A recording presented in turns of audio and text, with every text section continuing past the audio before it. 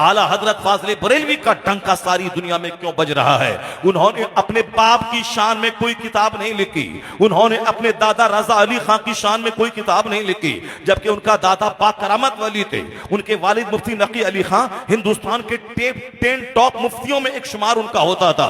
आज हिंदुस्तान के हर मोहल्ले हर गली में जो खुतबा इल्मी पढ़ा जाता, अपने बेगाने सब पढ़ते हैं, वो खुतबा इल्मी देने वाले आला हजरत के दादा और दादा का शागिर्द है। आला हजरत फाजले बरेलवी के खानदान ने हिंदुस्तान के मुसलमानों के ईमान का तहफ्फुज किया है। तो आला हजरत ने दादा का खुतबा नहीं पढ़ा, आला हजरत ने अपने बाप की शान में किताब नहीं लिखी, 1000 के करीब किताब लिखी। वो किस उन्वान पे लिखी? मुस्तफा की अजमत पे, रिफत मुस्तफा पे, सरकार के इल्म गैब पे, कमालात मुस्तफा पे, इख्तियारात मुस्तफा पे, मौजज़ात मुस्तफा पे, इस्लाम पे होने वाले हमलों का दिफा करने पर जो रजा मुस्तफा के कदमों में अपना सर रख दिया हो और हुजूर पे होने वाले सारे हमलों का दिफा कर रहा हो, इस्लाम की अजमत और खूबी बयान कर रहा हो, सरकार की अजमत का खुतबा पढ़ रहा हो, तो अल्लाह रब्बुल इज्जत ने उस रजा को सौदागरान से उठाया, शोहरत के उस आसमान पे पहुंचा दिया है। आज अमेरिका से लेकर श्रीलंका तक हर जगह रजा रजा का चर्चा हो रहा है। यानी वादी रजा की, कोहे हिमालय रजा का है, जिस समत देखिए वो इलाका रजा का है।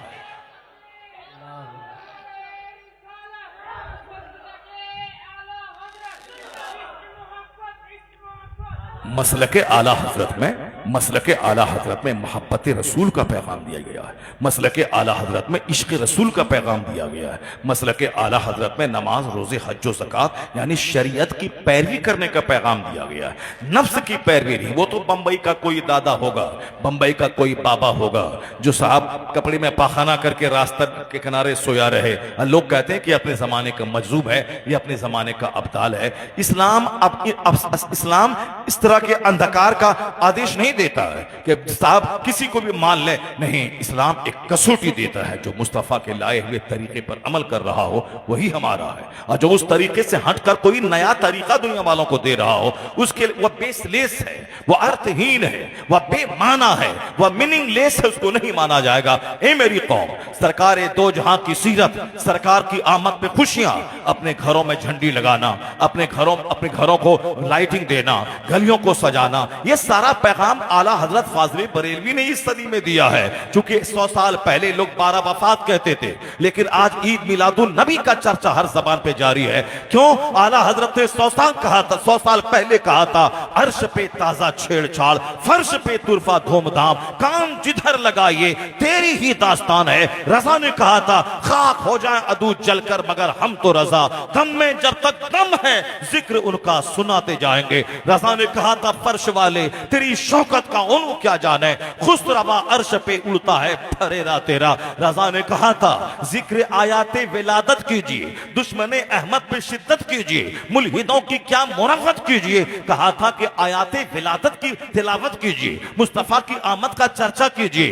होते कहां खलील बिना काबा हो बिना, लौलाक वाले साहिबी ये सब तुम्हारे घर की है। कहां होता काबा, कहां होता मुजदलफा, कहां मिलता सफा, कहां मिलता मरवा, कहां मिलता रमजान, कहां मिलता जुमा, कहां मिलता कुरान। ये सारी बरकतें मुस्तफा की आमद की वजह से मिली है। इसलिए अगर ईद के दिन खुशी मनाई जाएगी तो ईद की खुशी जिस मुस्तफा के सदके में मिली है उस ईद को ईद से बढ़कर मनाई जाएगी। अगर बकरीद के दिन कुर्बानी की जाएगी तो जिस मुस्तफा के सदके में कुर्बानी का निजाम मिला है उस मुस्तफा की आमद के दिन को बकरीद से ज्यादा खुशी मनाई जाएगी। इसलिए मुस्तफा की आमद का जो दिन है वह दिन जाने ईद है, वह रूहे ईद है, वह कंज़े ईद है, क्योंकि जाने कायनात की आमद का दिन है, रूहे कायनात की आमद का दिन है। ये पैगाम आज के इस भटके हुए माहौल में अगर कोई दे रहा है तो वह मसलके आला हजरत दे रहा है।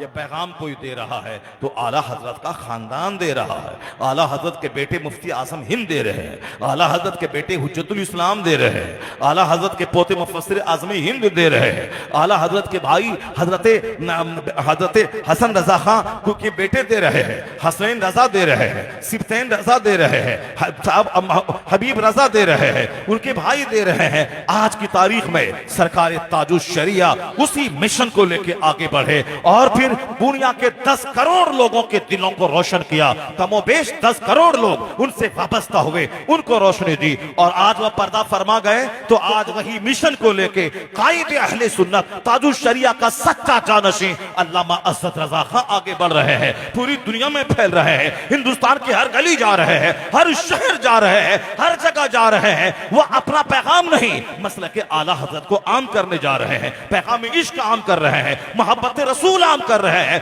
हजरत इमाम आजम का मसलक आम कर रहे हैं। इसका मतलब बरेली से करीब होना, कायदे अहले सुन्नत से करीब होने का मतलब मसलक इमाम आजम से करीब होना, मसलक आला हजरत से करीब होना, मसलक गौसे आजम से करीब होना, यानी सहाबा अहले बैत से करीब होना। जो उनसे जुड़ा मुस्तफा से करीब हो गया, खुदा से करीब हो गया। आकाए दो जहां सल्लल्लाहु अलैहि वसल्लम की आमद का महीना है। मैं कहना चाहता हूं कि हम लोग तो जो बातें हैं बोलते ही हैं, हमारे लोग तो बोलते ही हैं, लेकिन दुनिया को बदलने का फॉर्मूला जो पैगंबर लेके आए हैं, आज भी उसमें वही शक्ति है, आज भी उसमें वही दम है। एक किताब छपी है यूरोप से, उस किताब के लिखने वाले हैं आर्नल्ड ट्वाइन बी। उन्होंने उस किताब में लिखा है, उन्होंने, हमने नहीं लिखा है, हमारे किसी पीर साहब ने नहीं लिखा है, हम लोग तो जो सीधा सच्चा सिंपल इस्लाम का पैगाम है उसको तो आम कर ही रहे हैं और अपने लोगों को उस पैगाम पर अमल करने का पैगाम देते हैं, प्रेरित करते हैं, मोटिवेट करते हैं, तरह तरह की मिसालें देकर, तरह तरह से समझाकर। यही कोशिश रहती है कि लोग मुस्तफ़ा वाले बन जाएं, लोग मुस्तफ़ा की सुन्नतों पे आमिल बन जाएं, तमाम शैतानी रास्तों को छोड़कर जो तरीके मुस्तफ़ा है उसके फॉलोवर बन जाएं। जुमा का खुतबा हो या महफिल मिलाद की तकरीर हो या सीरत के जलसे हों या दस्तारबंदी के जलसे हों या तालीम मुस्तफ़ा कॉन्फ्रेंस हो या मदरसे की चटाई हो, हर जगह से ये उलमाए कराम उसी तालीम मुस्तफ़ा को आम करने की कोशिश करते हैं। हर जगह से अपने बाप दादे का के करीब आपको नहीं करते हैं कि मैं मुझको नजराने दो, मुझको ये दो, नजराने देते हैं, ये आप सवाब कमाते हैं, लेकिन ये 2 घंटा तक बैठकर ये नहीं बोलता है कि मुझे तुमको पैसा देना है, मेरे बेटे का पांव चूमना है, मेरा बाप इतना बड़ा था, मेरे बाप के करीब हो जाना है। नहीं, ये 2-2 घंटे, 2.5 घंटे, 3-3 घंटे तक ये मुस्तफ़ा की मोहब्बत का दर्स देते हैं, हुजूर की तालीमात पर अमल करने के फायदे बताते हैं, हुजूर की तालीम से हट के जीने के नुकसानात बताते हैं, उस पर चलने के क्या नुकसानात है, उस पर चलने के ही नुकसानात हैं। तरीके मुस्तफा से हटने वाला चाहे खरबों में क्यों न खोले, क्यों न खेले, सबसे बड़ी सजा ये मिलती है, उसकी जिंदगी से अल्लाह सुकून को मिटा देता है, चैन को खत्म कर देता है। वरना ही दौलत बढ़ने के बाद और ज्यादा बिंदास होके चैन की जिंदगी बसर करनी चाहिए। नहीं, पहले गरीब था तो सुकून था, लेकिन जब अब अरबों में खेलने लगा तो बेचैनी की आग में जल रहा है। बेशुमार खदशात, बेशुमार वसवसात और बेशुमार कंफ्यूजन दिमाग में पैदा हो रहा है। यानी अब दौलतों को और मजीद बढ़ाने की फिक्र में अंदर से बाहर से वह बेचैन नजर आता है। तो उन्होंने सोचा था कि अरबों में खेलेंगे तो सुकून मिल जाएगा। 30 बड़े बड़े अरबपतियों की जिंदगी को अमेरिका में एक किताब लिखकर उसकी सारी जिंदगी का जायजा लिया गया, उससे इंटरव्यू लिया गया, उस किताब को छापकर पूरी दुनिया को बताया गया। ये इतने बड़े बड़े मालदार थे जिसके घर में एयरपोर्ट बना हुआ था। एयरपोर्ट कितनी दूर तक वो साहब एयरपोर्ट रहता है, रनवे रहता है, उस रनवे पे जहाज उतरता है। इतना बड़ा बड़ा घर अमेरिका, यूरोप, अफ्रीका, ऑस्ट्रेलिया के 30 बड़े बड़े मालदारों के पास इतने बड़े बड़े घर हैं कि जिसके आंगन में हवाई जहाज उतरता हो। इतनी दौलत है। उन सारे दौलतमंदों की जिंदगी उसमें लिख करके आम लोगों को पैगाम देने की कोशिश उस राइटर ने किया है कि आप जिस दौलत के लिए लालायित और बेचैन हैं, जरा वो दौलत है उनके पास बेतहाशा है, लेकिन उनकी जिंदगी सुनिए, उनकी बोली सुनिए, उनके करीब जाइए। ये उनका इंटरव्यू है। सबका नाम ले लेकर कौन कितनी दौलत रखता, कितना पाउंड, कितने हजार करोड़ डॉलर दौलत किसके पास है, वह सब की पूरी बायोग्राफी उस किताब में मौजूद है। किसका घर कहां है, किसका घर कितने एकड़ जमीन पे है, वह सब उसमें मौजूद है। इस सारे अरबपतियों की जिंदगी का निचोड़ यही है कि सब अंदर से बेचैन है। कोई कहता है कि मैं दौलत को क्या करूं, मुझको समझ में नहीं आता है, दौलत की वजह से मेरे बच्चे बिगड़ गए। जब पैसा नहीं होता है तब बच्चे मेहनत से पढ़ते हैं कि मेरा बाप चपरासी था, मुझको डीएम बनना है, मेरा बाप एक कल्टीवेटर फार्मर था, मुझको आईएएस ऑफिसर बनना है, मेरे बाप मेरी माँ को बड़ा कष्ट है, मैं मेहनत करके 15-15 घंटे पढ़ के, मैं मेहनत करके मैं सर्विस में जाऊंगा, मैं अपने माँ बाप की मुसीबत को दूर करूंगा। माँ बाप की मुसीबत को देखकर बच्चों को पढ़ने का हौसला मिलता है, वो अपने खानदान का नाम ऊंचा करने का जज्बा लेकर तब वो मेहनत से पढ़ता है। यहाँ नाम भी है, यहाँ शोहरत भी है, यहाँ दौलत भी है, यहाँ खरबों अरबों डॉलर की दौलत है। अब वह क्यों 10 घंटा किताब पढ़ेगा, क्यों दिमाग जलाएगा, क्यों रात के सन्नाटे में बैठकर वो स्टडी करेगा। इस तरह इन सारों के बच्चे बर्बाद होने लगे। अब वो कहते हैं कि मेरा दिल चाहता है मैं सारी दौलतों को मैं खैरात कर दूं, मैं स्कूल में दे दूं, क्योंकि दौलतों ने मेरे बच्चों को बिगाड़ दिया, दौलतों ने मेरी बीवी को बिगाड़ दिया। अब इन दौलतों को मैं करूं क्या, ये दौलतों को मैं क्या करूं, यानी बेचैन है, परेशान है। तो आप जिस दौलत के लिए लालायित हैं, आप जिस दौलत के लिए परेशान हैं, वो दौलत जिसको मिली है, क्या वो सुकून में है? नहीं। क्यों?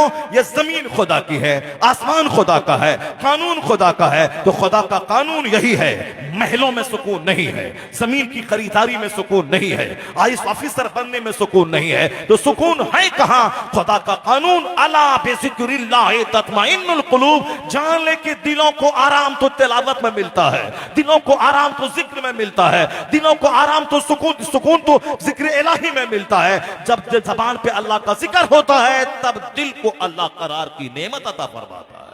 अला बिज़िक्रिल्लाहि तत्मइन्नुल कुलूब। जान ले कि दिलों को आराम अल्लाह के जिक्र से ही मिलता है। जहां तिलावत है, जहां इबादत है, जहां सजदा है, जहां जिक्र है, जहां फिक्र है, जहां मुराकबा है, जहां मुहासबा है, जहां अकाउंटेबिलिटी है, जहां रिमेम्बरेंस ऑफ अल्लाह है, वही सुकून है।